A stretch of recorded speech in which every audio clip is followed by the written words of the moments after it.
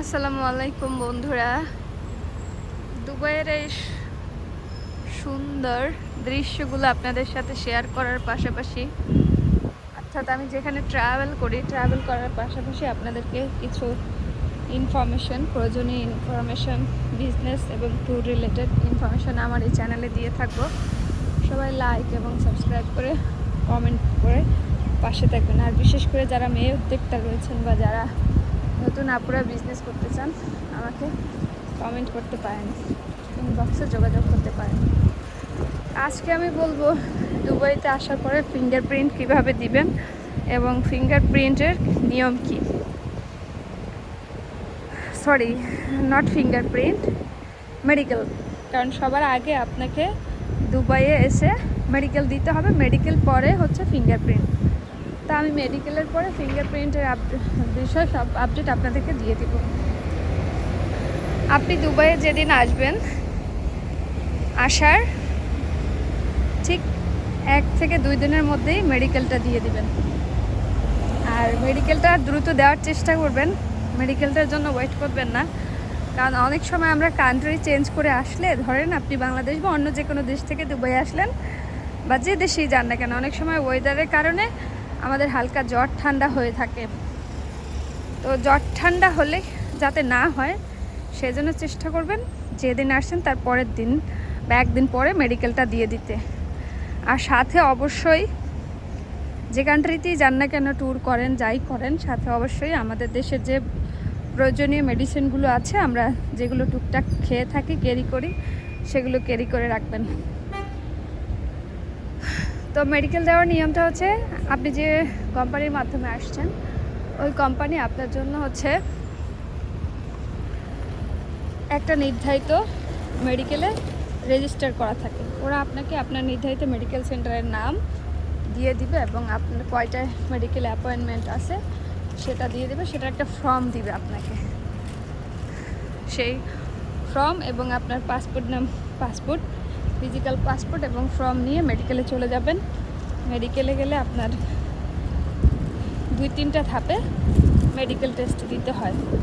প্রথমে আপনি ওখানে মেডিকেলে যাবেন, মেডিকেল সেন্টারে যাওয়ার পরে রিসিপশন থেকে আপনাকে একটা স্লিপ বা টোকেন দেওয়া হবে। ওই স্লিপ ধরে আপনি ছেলে হলে ছেলেদের কাউন্টারে যাবেন, মেয়ে হলে মেয়েদের কাউন্টারে যাবেন। কারণ ছেলে মেয়েদের জন্য সম্পূর্ণ আলাদা মেডিকেল করানো হয়। আর মেডিকেল করানোর জন্য ওরা মেডিকেল থেকে আপনাকে একটা নির্ধারিত ড্রেস দিবে। মেয়েদের ক্ষেত্রে হচ্ছে আপনার ইনসাইড বডিতে যে ধরনের আমরা কাপড় পরি, ইনার থাকে, সেগুলো রিমুভ করে ফেলতে হয়। কোনো ধরনের জুয়েলারি, ভারী জুয়েলারি বা গয়না কোনো কিছু অ্যালাউ না। সো এগুলোর দিকে খেয়াল রাখবেন। মেডিকেল যেদিন যাবেন খুব সিম্পলিভাবে, সুন্দরভাবে গোসল করে ফ্রেশ হয়ে যাওয়ার চেষ্টা করবেন। আর যেদিন মেডিকেল দিবেন ট্রাই করবেন একটা ডাবের পানি খেয়ে যাওয়ার জন্য। তাহলে আপনাদের মেডিকেলটা ভালো হয়, আপনাদের জন্য ঝামেলা হয় না। তো দেন হচ্ছে এগুলো হচ্ছে টিপস মেডিকেলে যাওয়ার জন্য। এখন মেডিকেল আপনাকে কি টেস্ট দিবে। মেডিকেল থেকে আপনাকে প্রথমত হচ্ছে ব্লাড টেস্ট দিবে। ব্লাড টেস্ট, অনেক সময় ইউরিন টেস্ট দিয়ে থাকে, তারপর হচ্ছে এক্স-রে টেস্ট। সো আমার ক্ষেত্রে এগুলোই দিয়েছিল। আর মেয়েদের ক্ষেত্রে তারা জিজ্ঞাসা করে লাস্ট পিরিয়ড বা মাসিক কবে হয়েছে, তুমি কি প্রেগনেন্ট কি না, বা তুমি কি প্রেগনেন্ট হওয়ার কোনো সম্ভাবনা আছে কি না, সেজন্য আপনার পিরিয়ড ডেটটা জিজ্ঞাসা করবে। এই তো এগুলি হচ্ছে বেসিক মেডিকেল ইনফরমেশন। সো তাদের নির্ধারিত ড্রেস পরে আপনি হচ্ছে এক্স-রে রুমে গিয়ে এক্স-রে দিবেন। ব্লাড, প্রত্যেকটা রুম কিন্তু আলাদা, প্রত্যেকটা কাউন্টার আলাদা। আপনার ব্লাড টেস্টের জন্য আলাদা কাউন্টার নিবে, ইউরিন টেস্টের জন্য আলাদা কাউন্টার নিবে। সো এইভাবে আপনাদের মেডিকেল হয়ে যাবে। মেডিকেল হয়ে যাওয়ার, যেমন আমার রিপোর্ট আসছিল 1 দিন পরে, তো ধরে নেন এটা ডিপেন্ড করে।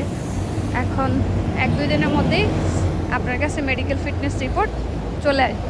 মূলত আপনার এমপ্লয়ারের কাছে আসবে, কোম্পানির কাছে, কিন্তু তারা যদি আপনাকে সেন্ড করে সেক্ষেত্রে আপনি পেয়ে যাবেন। তো আমার এমপ্লয়ার আমাকে দিয়ে দিস আমার মেডিকেল ফিটনেস রিপোর্ট। দেন মেডিকেলের আমি 1 সপ্তাহ পরে আবার বায়োমেট্রিকের জন্য ডেট পাই। দেন বায়োমেট্রিক দিই। আমার ভিডিওতে বায়োমেট্রিক সম্পর্কে ডিটেলসে বলে দিব আপনাদেরকে। ধন্যবাদ।